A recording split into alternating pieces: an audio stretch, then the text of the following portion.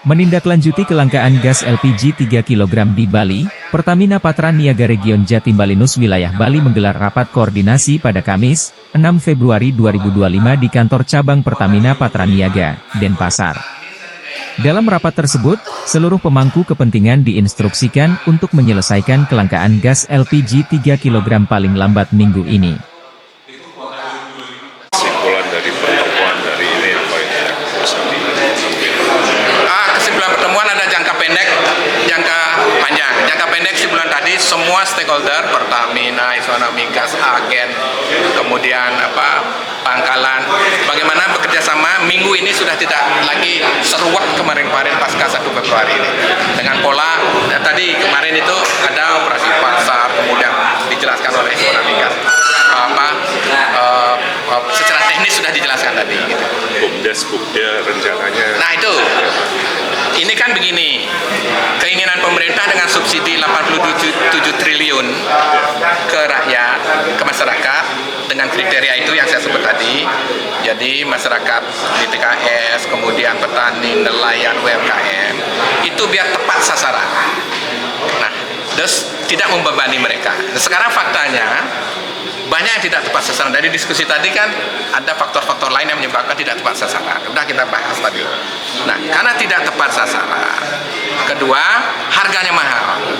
Kan kasihan ya, dia kita yang harus kita bantu sudah dapat beban, nyarinya susah, harga mahal. Ini ada dua hal. Pertama, pola distribusi. Nah, karena kemarin 1 Februari ada gejolak, pengecer nggak boleh. Kemudian harga mahal sampai 30.000, 35.000 ini pengecer. Nah, sempat gejolak, Nah, Presiden mengeluarkan instruksi kembali ke pengecer. Ini jangka pendek dulu. Tetapi sampai sekarang belum ada standar harga berapa di pengecer. Harapan kami dari Iswana Migas sempat bertemu, imbauannya kira-kira 20.000 di pengecer. Ini jangka pendek ya, di pengecer yang sudah ada, yang eksis. Nah, ini dengan itu bisa dimanfaatkan secara harga minggu ini sudah normal kembali. Tetapi kita tidak berhenti sampai di sini. Ini kan menghadapi orang-orang nakal di bawah, orang pemain-pemain ini kan tidak cukup kita satu opsi. Nah, opsi kedua adalah bagaimana mendekatkan masyarakat tersasar ini untuk memudahkan akses dan harga murah. Itulah di Bali ini kan terbagi habis oleh desa adat. Ada desa dinas, dia punya BUMDes, Badan Usaha Milik Desa di desa dinas, punya BUPDA, Baga Usaha Desa Adat, itu desa adat, itu kita bisa manfaatkan untuk mengakses lebih dekat. Kan ini dia terdata itu. Nah, dengan bisa Pertamina bilang gratis, bisa akan dibantu, dipermudah secara teknis. Itu tidak ada kendala izin, Pak ya? Kan Pertamina yang mengeluarkan nanti sebagai Nggak, misalnya izin dari Dirjen Migas untuk pangkalan itu kan pangkalan nggak untuk memakan BUMDesnya itu maksudnya. Kalau tidak bisa, yang penting kita sekarang belum ada aturan yang melarang BUMDes itu sebagai menjadi pangkalan. Kalau tidak ada aturan melarang kan boleh. Nah, tidak ada tertera undang-undang BUMDes tidak boleh ini. Tapi syaratnya bagaimana, Pak? Ini Pertamina sudah jadi dipermudah. Mungkin menteri atau apa? Nah, itu Komisi 12. Kalau yang terkait langsung dengan SDM, Komisi 12. Saya dengan Pertamina sudah kita lakukan itu. Ini kan permainan tingkat teknis nih. Nah, yang kedua itu nanti kita akan titip kepada Komisi 12 terkait dengan dari teman-teman Iswana Migas menginginkan ada identifikasi tentang barcode itu. Ini kan pakai NIK kan mudah bisa dimanfaatkan oleh orang lain, dipalsukan untuk mendapatkan gas yang 3 LPG. Nah, oleh karena itu, jadi kita berharap menggunakan barcode jauh lebih aman. Nah, ini nanti dengan Menteri SDM di Komisi 12 kita akan minta tolong untuk biar Kalau kuota masyarakat menurut Bapak gimana tadi? Gini, saya sudah itu yang paling penting sebenarnya di awal saya jelaskan bahwa harus ada validasi data secepat mungkin. Siapapun dia UMK, sepanjang dia UMKM, kemudian nelayan yang menggunakan mesin tempel yang kecil 16 sasaran lah, kemudian petani yang sasaran, kemudian DTKS itu harus diprioritaskan. Nah kan gitu, itu yang saya bilang nanti dia punya punya identitas barcode itu. Nah, jadi ini yang perlu paling utama, sehingga jangan sampai kayak sekarang ini kan 231 metrik ton ya kota, tetapi yang termanfaatkan 236, lagi 5.000 selisihnya. Berarti kan kita kekurangan, ini bahaya kalau nanti terlalu jauh selisihnya, kan bisa antre langka kan gitu. Dan kita berharap juga kelompok-kelompok mampu nih, keluarga mampu, jangan sampai memanfaatkan itu kayak ASM, BUMN termasuk kami ini kan, jangan ikut menikmati gas 3 LPG itu. Tadi yang data untuk Januari 2025 ternyata yang nelayan sama petani sasaran hanya dua. Nah, itu yang saya bilang. Makanya nanti kita akan dengan Pertamina, ini kan sudah diusulkan ya, ininya apa namanya kuota. Itu kita harus lebih komprehensif sekarang. Saya yakin itu petani Jembrana, nelayan di Jembrana banyak itu. Nelayan juga ada di Beleleng, nelayan ada di Singaraja, di Karangasem banyak. Itu tidak terdata karena nelayan di Jembrana, ya kan? Akhirnya apa? Kita tidak maksimal mengusulkan gitu data itu. Tanggapannya Pak terkait reaksi cepat Pertamina mengikuti Ya kan kita Presiden? sudah terus koordinasi saya dengan Pertamina, baik dengan GM pasca seduh. Nah, salah satunya kemarin saya lihat operasi pasarnya cukup efektif, tetapi takutnya bahasa gambar. Orang efektif sudah antre, tapi dapat itu tidak ada antre, tapi itu fotonya kelihatan lagi kita anggap dikira masih masih langka panjang gitu. Ya. Pak, kalau usulan harga di Subpangkalan, usulan Pak ya 2.000 itu dari harga head di Bali berapa? Nah, ini baru hitung-hitungan. Kalau di Pangkalan, di Bali headnya sudah ada 18.000. Kalau misalnya di Pengecer, Subpangkalan tambah 2.000 masih tidak ada persoalan. Jangan sampai 30-35.000 dagang kaki lima masyarakat miskin kan tidak bisa beli. Artinya masih usulan atau Belum ada keputusan resminya. Belum ada. Pak Bro, tidak boleh Iya, tambahkan. dan Nah, sebetulnya kami dari Sawan Migas dulu pada waktu menyusun HET dengan Provinsi Bali, HET hanya sampai di Pangkalan saja, 14.000.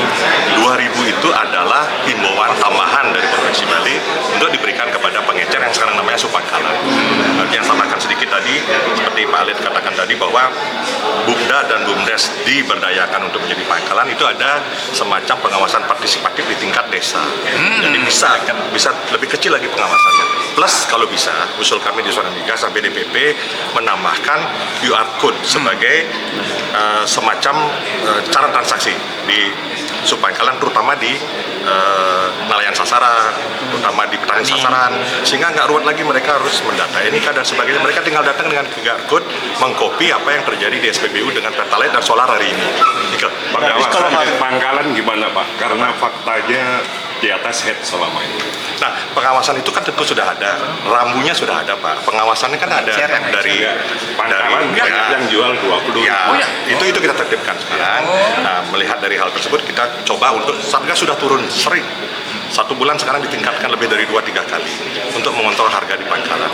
Nah, PR-nya nanti seperti Pak Alit bilang, di Subpangkalan itu sekarang kan sekedar imbuhan. Apakah perlu ada harga yang sampai di Subpangkalan sehingga ada rambu di sana? Berarti Kalau melanggar, mohon maaf, itu banyak oknum apa saja dilanggar gitu. Tapi kan ada rambu harus, daripada tidak ada rambu lebih dilanggar. Gitu kalau menurut perlu ada SK gubernur ya Pak ya untuk saya tidak tahu instrumennya. Kami di Sawan Migas Kalau yang hanya menerima. menentukan head pemerintah daerah kan. Instrumennya kalau HET ya, tapi kalau Subpangkalan ini apa juga ke pemerintah daerah, itu kita belum tahu. Pak dari Pemprov mungkin kalau jumlah Bumda sama Bumdes di Bali ada berapa Pak kemungkinan? Saya nggak hafal jumlah bumdesnya ya, tetapi kalau lihat dari jumlah desa kan 636, kemudian desa adat 1439, jadi jumlah badan usahanya kan kurang lebih sama. Tapi tadi disampaikan oleh Pak Alit bahwa yang siap sekitar 391 kan. Artinya seperti yang sudah didiskusikan jangka pendek kita semua harus komit sinergi kolaborasi supaya sampai akses energi ini ke masyarakat atau UMKM atau nelayan atau petani yang tepat sasaran. Jangan pendek. Jangka menengah maupun panjang ya harus disiapkan tata kelola yang mantap dari sampai hilir. Dan yang paling basic adalah verify terhadap data. Tugas banyak pihak nih, termasuk teman-teman di kabupaten kota. Nah, tapi tadi yang data itu yang petani sama nelayan sasaran punya Ya, dua itu Pak. artinya kan memang feedback dari teman-teman di kabupaten dan kita atas arahan dan hasil diskusi kita segera bersurat ulang untuk menyampaikan supaya diverifikasi lagi apakah yang diusulkan kemarin itu memang seperti itu atau ada yang tercecer kan. Nah, kemudian yang sangat penting tadi ada pengawasan partisipatif, kemudian ada pengawasan sampai tingkat desa maupun tingkat adat kan ini.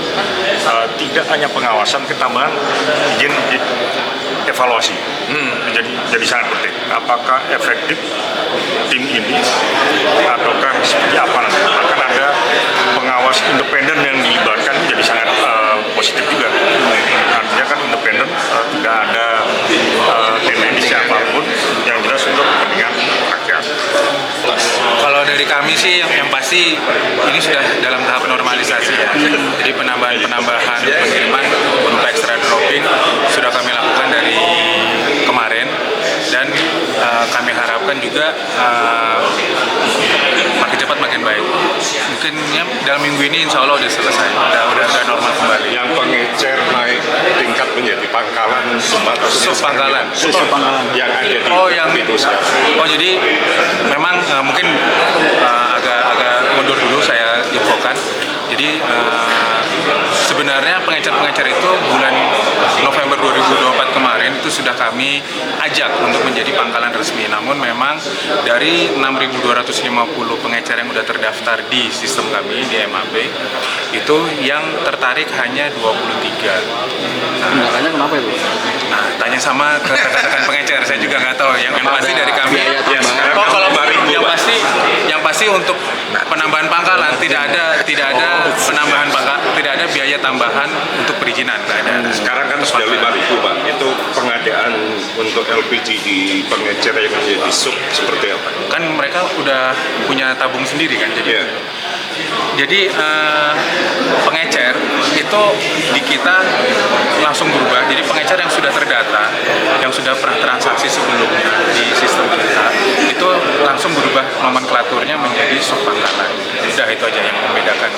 Itu minimal harus berapa tabung mereka? Nggak ada batas minimal, yang penting sudah terdaftar, sudah pernah transaksi di sistem kita, itu langsung nomenklaturnya berubah menjadi subpangkalan. Nah, sementara ini belum ada penambahan subpangkalan baru. Jadi memang kita masih mengakomodir yang 6.000 tadi.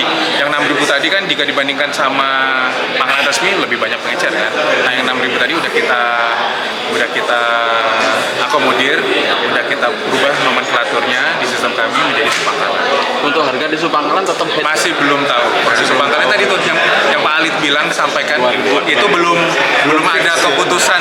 Kami kan menjalankan itu kan sesuai dengan perintah ya sebenarnya. Jual 23 mereka. 23. butuh waktu berapa lama itu? Kemarin pas itu yang pas 1 Februari 25. Dari pemerintahan pusat. Terus yang tadi sampai tanyakan yang di pangkalan resmi katanya ada harga dijual di atas HET. Nah itu sampaikan aja ke kontak center Pertamina di 135. Itu nanti akan kita berikan pembinaan lah kepada pangkalan terkait. Misalnya memang benar ya ada pangkalan yang